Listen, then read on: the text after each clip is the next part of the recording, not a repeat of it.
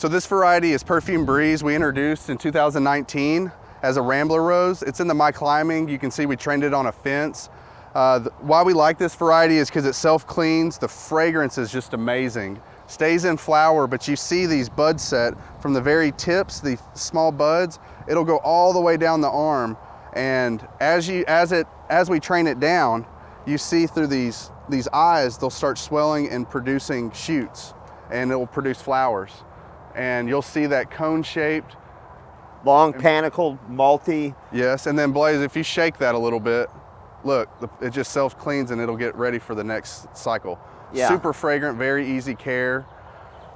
If you look over there at the butterfly bush, if you look at that panicled type malty flower and then look at this is just something that and as Justin said, you can do it as a tree rose, you can do it on a fence. I mean, there's so many neat things you can do with this thing, but yeah, the fragrance, and it's very good at attracting bees. So it's a great complement plant, you know, if you're into gardening, fruit, vegetables, anything for pollination purposes.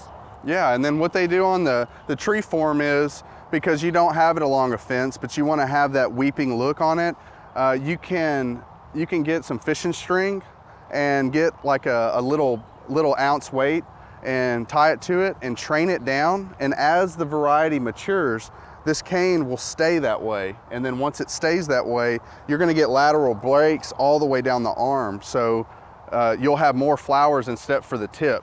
Usually when varieties will get like this, they'll only flower at the tip. But some varieties, if you bend them over like this, you'll see right here, they're already setting a new set of flowers right here. And you'll have one right there, you'll have one right there, you'll have one right there, and you'll have just loads of flower.